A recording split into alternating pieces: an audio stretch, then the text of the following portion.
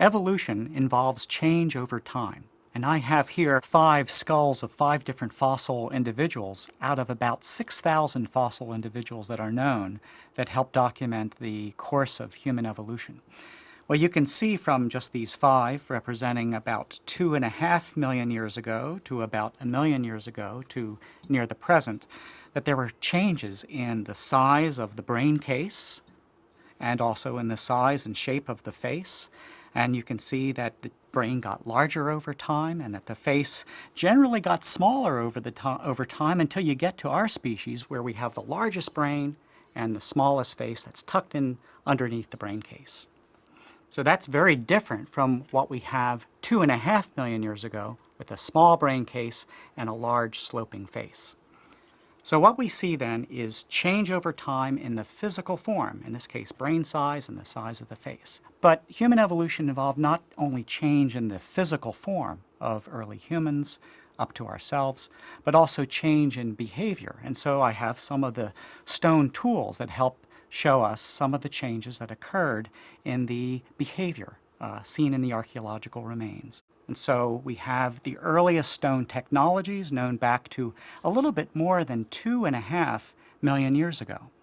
The earliest technologies consisted of basically a rock, like a cobblestone like this, which was battered, and you also have the core, and the hammerstone was brought back down on this cobble, and flake scars were made, and what flew off from the cobble itself were the sharp stone flakes, which were really useful for cutting meat off of animal bones, and also maybe whittling a stick, and that stick could be used to dig in the ground for roots and tubers, or maybe even deeper into the ground for water during times when things were dry.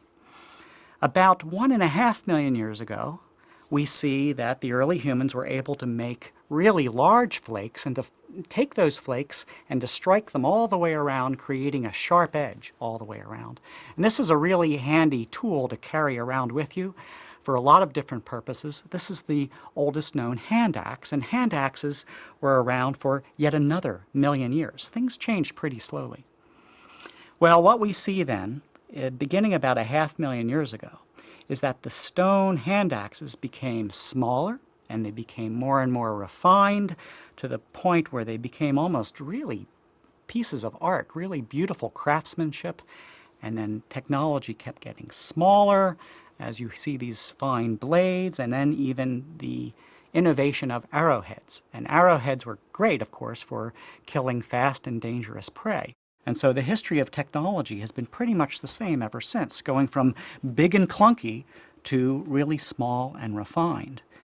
We then see over the next 100,000 years, up to the present, innovation really picks up, and we have the origin of, say, bone harpoons, which were used for fishing, and also objects where we see symbolic markings for the first time on the bones, on antlers, on many different kinds of objects, indicating that early humans were beginning to live in a symbolic world where they used language to communicate with one another. We even have artifacts like this. This is one of the oldest known artists' palettes. Humans of our species put pigment over this flat surface, and they use that pigment and sometimes put it in their mouth to make paint or mixed it with water, and they put art onto cave walls, these fantastic painted caves that we know from Europe, from Africa, from Asia and Australia, and eventually all around the world. And that represents the origin of art.